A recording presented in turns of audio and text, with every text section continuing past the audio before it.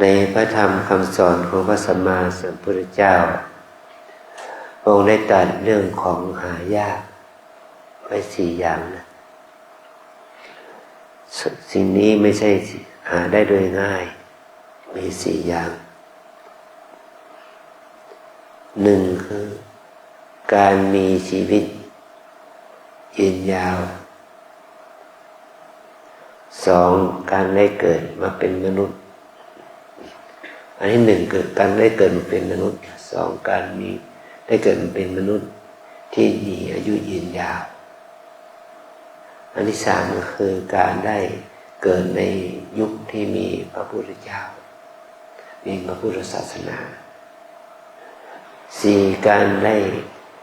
มีโอกาสได้ฟังธรรมของพระพุทธเจ้ามี4 อย่าง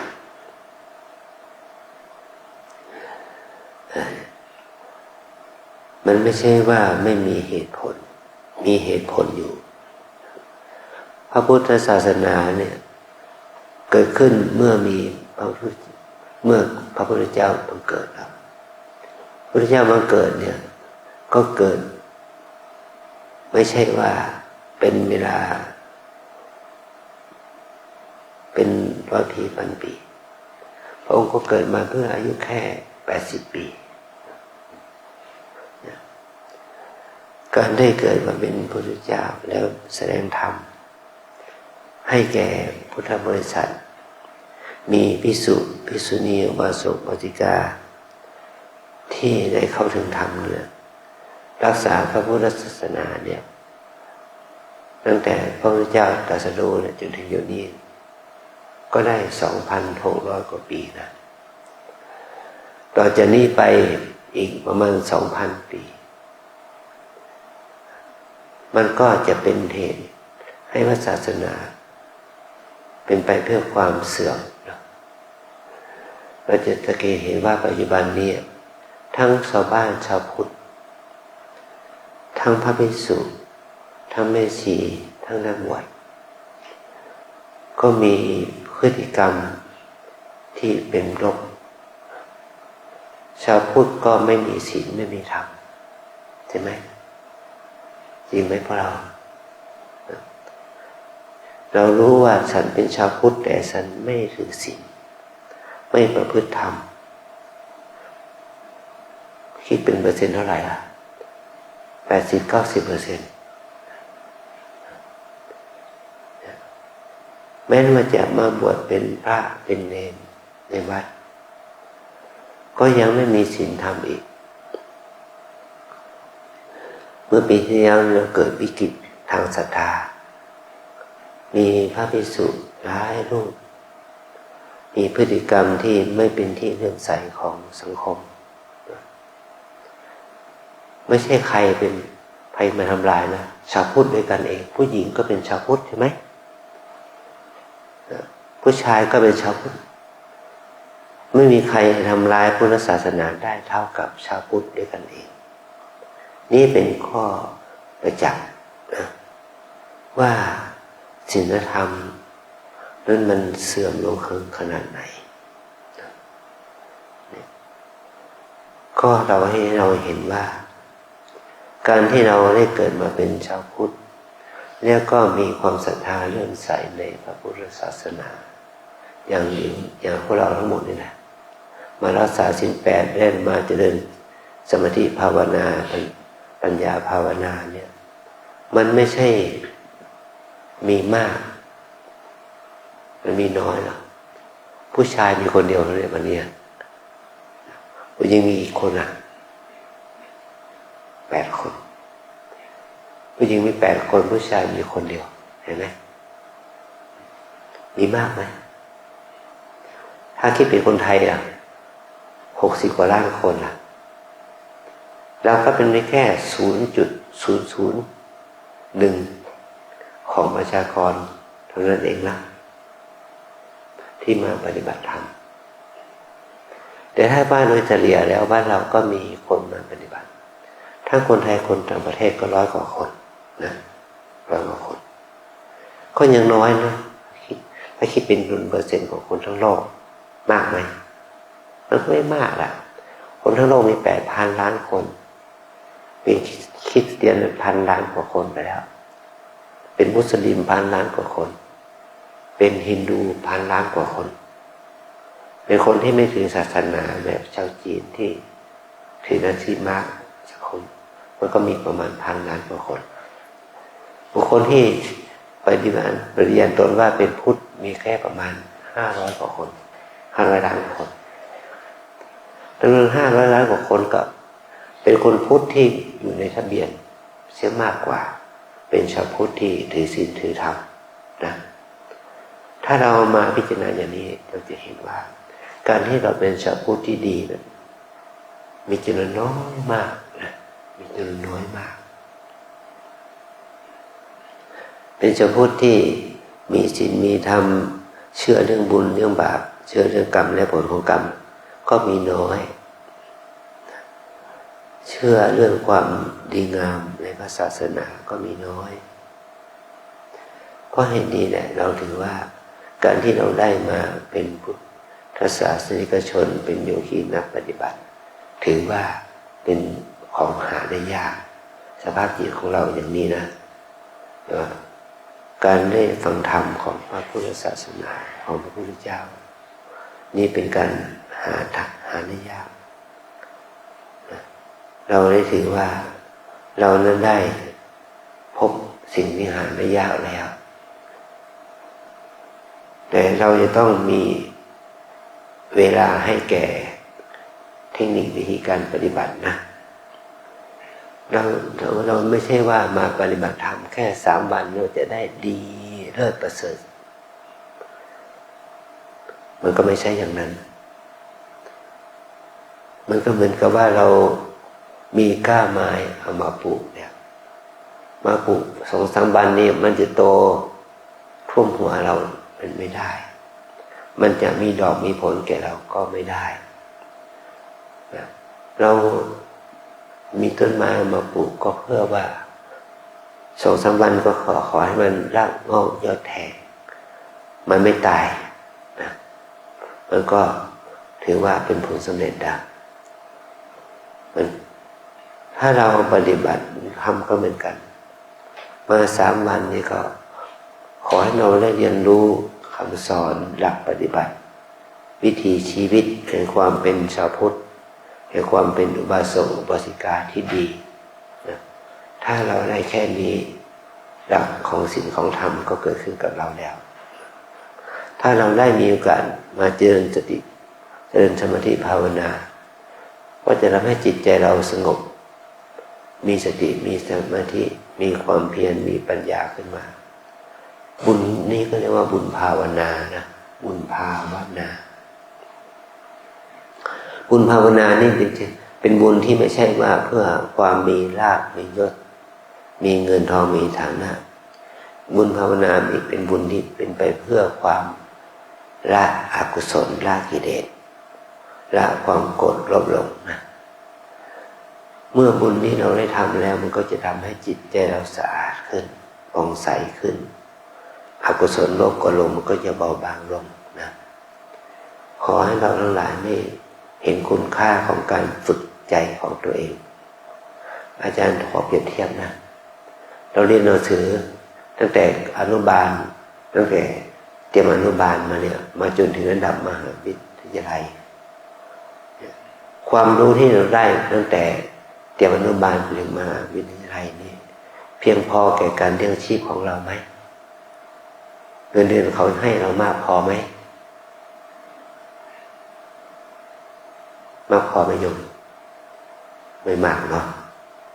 ไม่พอยาไส้เลยซ้ำไปเราจะต้องแสวงหาวิธีการหาเงินหาทองเขาให้เงินเดือนปริญญาตรี15,000อย่างเงี้ย15,000มันก็ไม่พอใช้ค่าอาหารค่าที่พักค่าอยู่ค่ากินค่าเสื้อผ้ามันไม่พอยาไส้ต้องอาศัยแม่ช่วยอาศัยครอบครัวช่วยอาศัยคนอื่นช่วยมันจึงจะรอดได้แต่ถ้าเราฝึกฝนไปเรื่อย มันก็ได้ประโยชน์ผลตอบแทนสูงขึ้นทำงานไป10 ปี20 ปีจากเงินเดือน15,000ไปเป็น50,000ถ้าใช้ประหยัดพอไหมพอเนาะถ้าใช้อย่างประหยัดพอแต่เอาไปเลี้ยงสามีเอามาเลี้ยงลูกทั้งหมดมีเงินเดือนแค่50,000พอไหมก็ไม่พอนะนั่นแหละเพราะเหตุนี้เราจะต้องอาศัยความเพียรให้ยิ่งขึ้นความขยันขันแข็งให้มากขึ้นการปฏิบัติธรรมก็เหมือนกันเราทุกคนมีอะไรเหมือนกันหมดนะมีมือมีเท้ามีหูมีตาเท่ากันไหมมีเท่ากันเนาะมีสิ่งเหล่านี้เนี่ยและเราจะให้อวัยวะน้อยใหญ่เนี่ยให้มันมีประโยชน์ด้วยการมีพฤติกรรมที่เป็นบวกมันก็จะเป็นเหตุให้เราได้ความดีงามเกิดขึ้นเรามีหัวใจเต้นสูบฉีดโลหิตทุกคนเนาะตั้งแต่อยู่ในครรภ์แม่แล้วหัวใจนี้มันหยุดเต้นไหมไปจุดเนาะมันยังทำงานจนถึงวันตายให้เรารู้ว่าตราบใดที่หัวใจของฉันเต้นอยู่ฉันก็จะทำความดีแก่ตนเองสืบต่อไปนะปอดมันหายใจไหมมันก็หายใจทุกวันนะทั้งหลับทั้งตื่นใช่ไหมเนี่ยเราสูดลมหายใจเข้าปอดเอาปอดแล้วก็ไปฟอกอากาศฟอกเลือดให้สะอาดให้เลือดนั้นสะอาดขึ้นไปก็เอาไปให้หัวใจ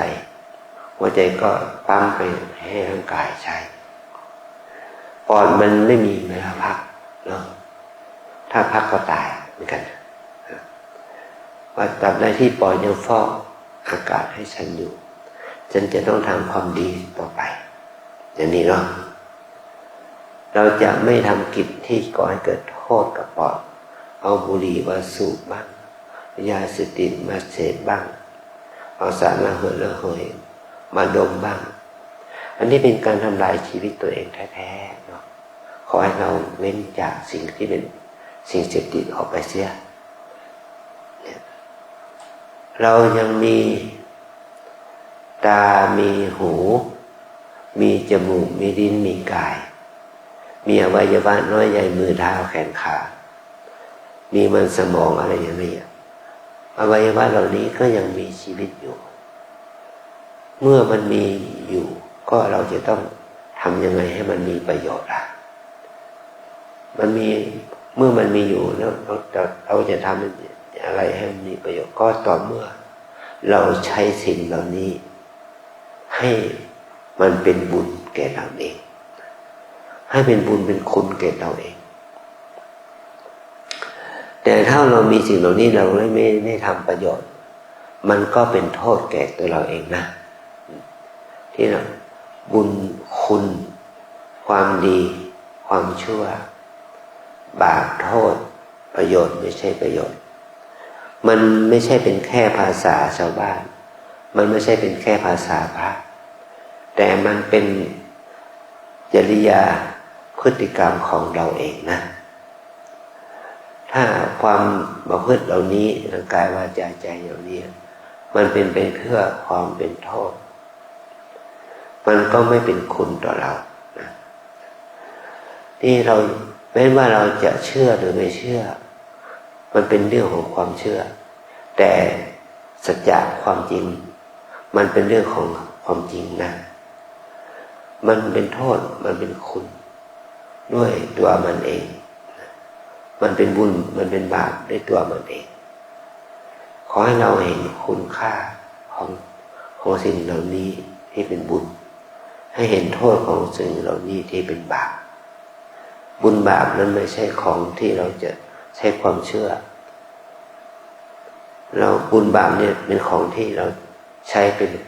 ให้เห็นเป็นตัวสัจจะมันเป็นความจริงนะ สิ่งเหล่านี้มันก็เป็นคุณเป็นบุญแก่เราถ้ามันเป็นบุญสิ่งเหล่านี้มันก็เป็นโทษเป็นบาปแก่เราถ้ามันเป็นอกุศลเป็นความชั่วมันเกิดขึ้นจากพฤติกรรมของเราเองนะนี่ถือว่าเนี่ยการที่เราจะได้รู้สิ่งเหล่านี้ได้ก็ต้องอาศัยการมี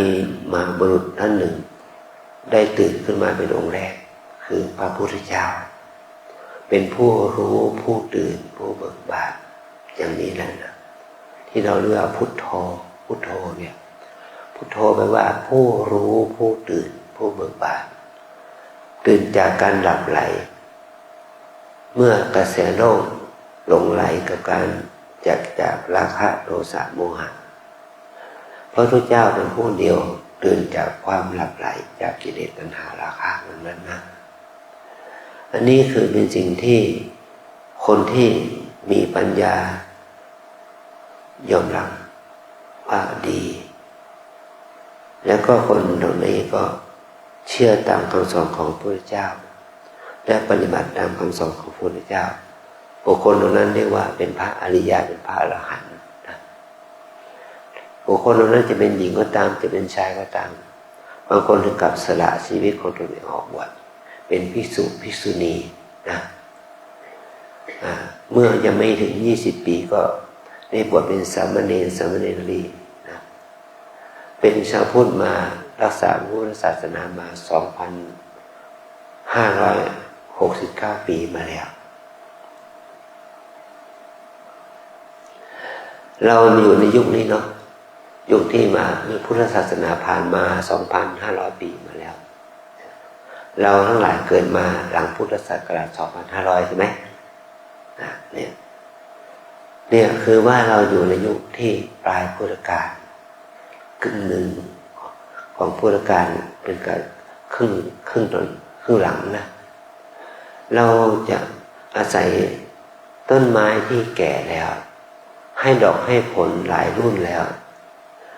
มันอยู่ในวัยที่ว่าต้นไม้เริ่มแก่ถ้าเราไม่ให้ปุ๋ยไม่ให้ฮอร์โมนไม่ให้น้ำแก่ต้นไม้ต้นนั้นจะออกดอกออกผลสมบูรณ์ไหมไม่สมบูรณ์แต่ถ้าต้นไม้ต้นนั้นได้รับการให้ปุ๋ยให้ฮอร์โมนให้น้ำให้อะไรให้มันดีขึ้นดอกผลมันก็จะสมบูรณ์ขึ้นนั่นนะใช่ไหมผลของมันก็จะดีขึ้นมันก็เหมือนกันนี่ว่าเราอยู่ในวัยของเรานี่นะตอนนี้เราอยู่ในวัยกลางคนอยู่ในเป็นหนุ่มวัยสาวถ้าอยู่ในวัยปฐมวัยมัธยมวัยทั่วไป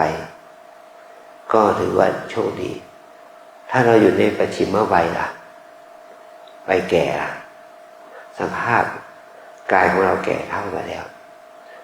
เราจะปฏิบัติได้ดีเท่ากับคนหนุ่มคนสาวได้ไหมไม่ได้นั่นแหละเพราะเหตุนี้เนี่ยเราจะต้องใส่ใจเอาใจใส่ดูแลกายใจตัวเองให้เราทำพูดคิดเป็นไปทางที่ดีขึ้นนะเอาใจใส่ดูแลตัวเองอย่างนี้ในฐานะที่เราเป็นพุทธศาสนิกชนเมื่อเราเป็นพุทธศาสนิกชน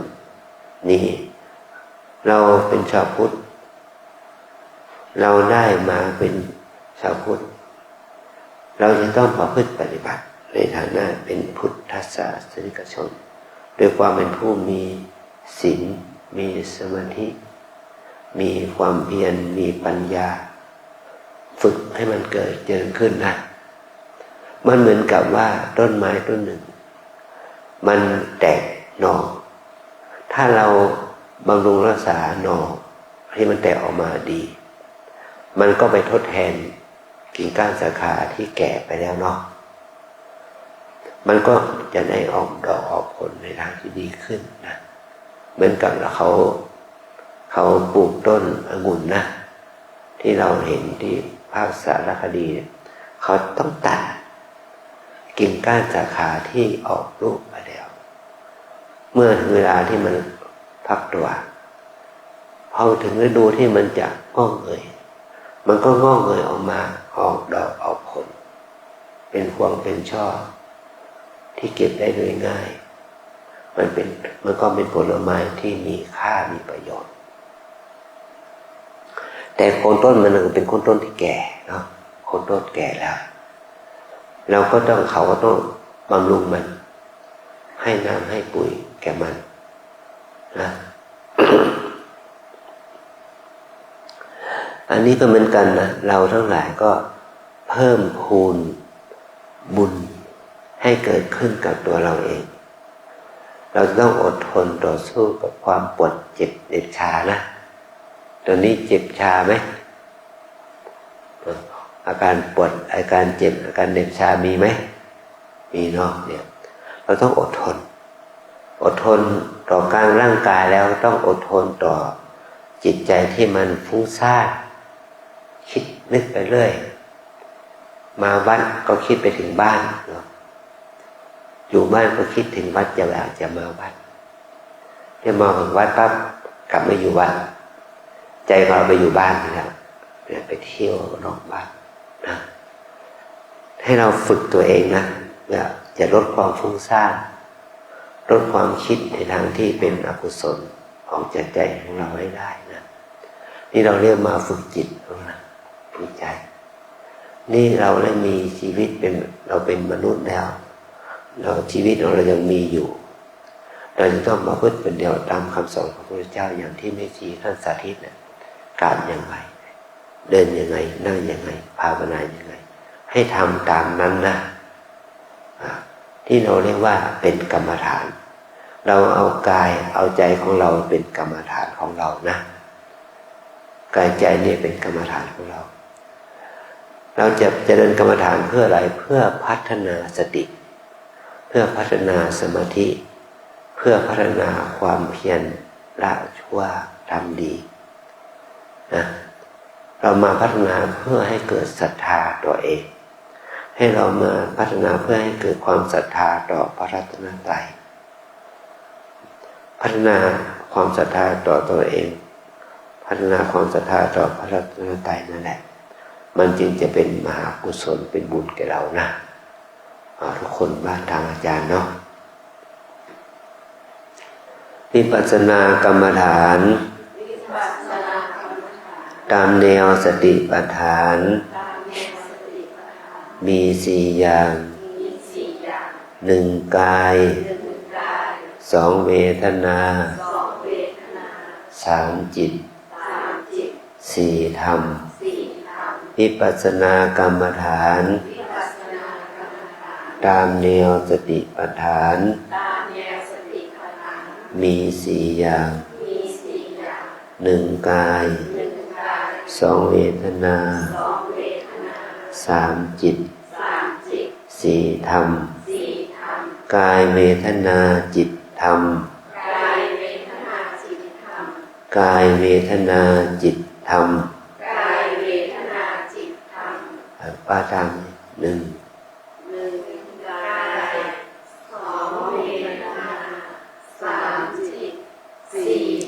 อันนี้คือกรรมฐานที่เราต้องฝึกกับกายเอากายมาเป็นที่ตั้งของสติสมาธิและความได้ทำไป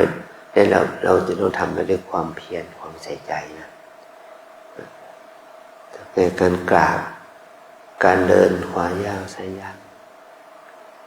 การยืนการนั่งเนี่ยให้กับมีสติการนั่งภาวนาก็หายใจเข้าหายใจออกอย่างมีสติรู้ถึงอาการหายใจเข้าท้องพองหายใจออกท้องยุบเราตั้งสติอยู่กับอาการพองยุบนี่นะนี่คืออิริยาบถหลักอิริยาบถย่อยก็คือการคู้เหยียดก้มเงยล้างตาแปรงฟันบ้วนปากกินดื่มถ่ายหนักถ่ายเบาทุกสิ่งทุกอย่างตั้งแต่ตื่นนอนถึงหลับนอนนะอย่าลุกจะนั่งจะห่มผ้าสวมเสื้อผ้าสวมรองเท้าถอดรองเท้าอะไรก็พยายามฝึกให้มีสติอันนี้หมายถึงว่าตั้งสติอยู่ที่กายจะเริ่มเมื่อไหร่เริ่มตั้งแต่ตื่นนอนจะหยุดเมื่อไหร่หยุดจนถึงหลับนอนนั่นแหละให้เราพยายามฝึกให้มากขึ้นอาจารย์ไม่ใช่จะบังคับเรา ให้ได้สติ100%วันแรกวันนี้ให้เราได้สัก5%ก็ยังดีนะ10%ก็ยังดีอย่างเนี้ยไม่ใช่จะไปบังคับให้พอเราฝึกได้สติ100%มันไม่ได้มันไม่จริงมันเป็นไปไม่ได้ด้วยเราจะต้องฝึกไปทีละเล็กทีละน้อยนะ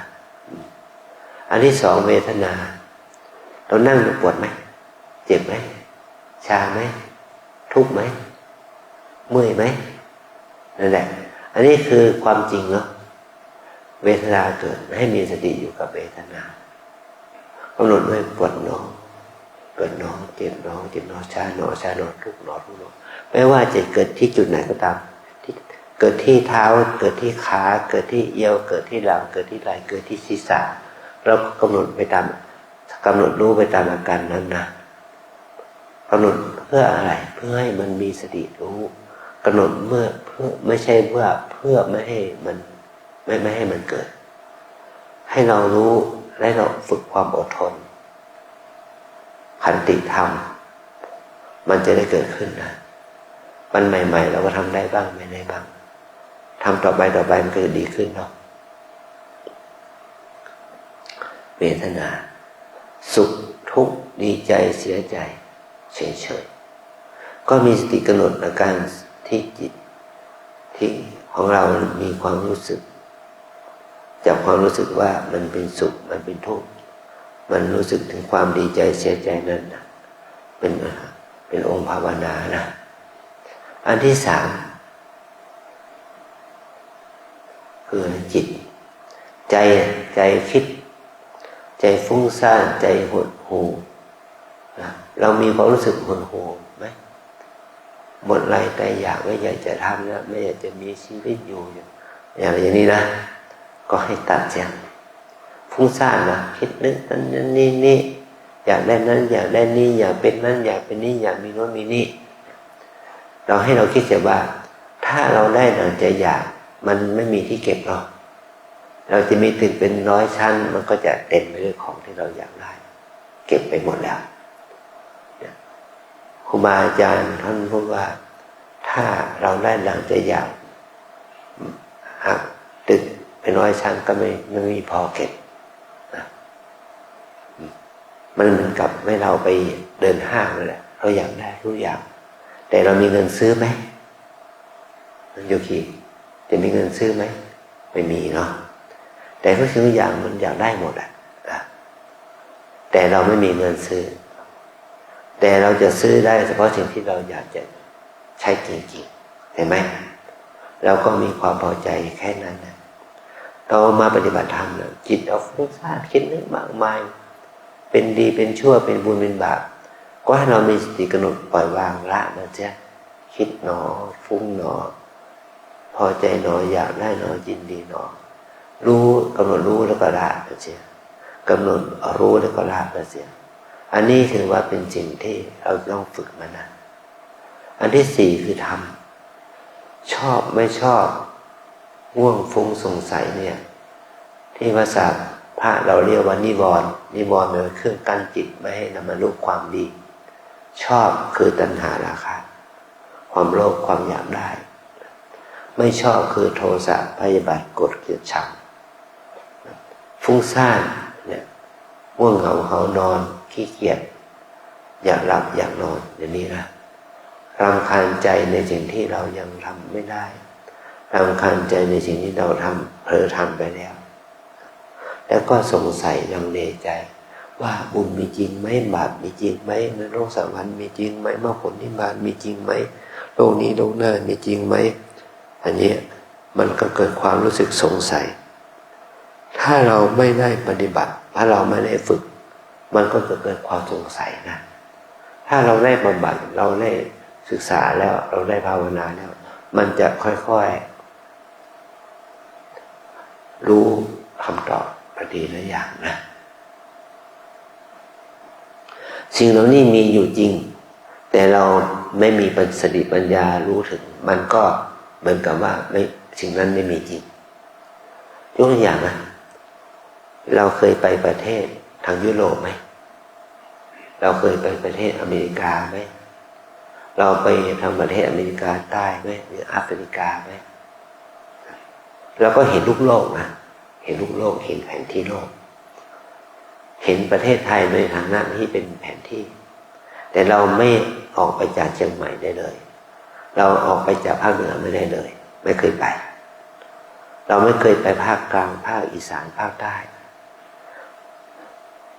แต่เราจะปฏิเสธได้ไหมว่าสิ่งที่เรายังไม่ไปเห็นถึงเราแล้วไม่ได้ไปถึงเรามันไม่มีจริงปฏิเสธได้ไหมไม่ได้อันนี้ก็เป็นการธรรมะบางสิ่งบางอย่างนี่เราไม่รู้เท่านั้นมันถึงบอกว่าเราถึงพูดว่าไม่มีถ้าเรารู้แล้วมันจะมีนะมันจะมีโดยการที่เรารู้นะการปฏิบัติธรรมเนี่ยเราต้องฝึกให้เรามีสติปัญญารู้มันจะละความสงสัยได้เองนะ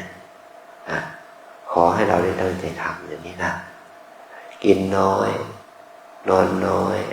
พูดน้อยปฏิบัติให้มากวันหนึ่งพยายามมีความเพียรเดินจงกรมเรื่องสมาธินะ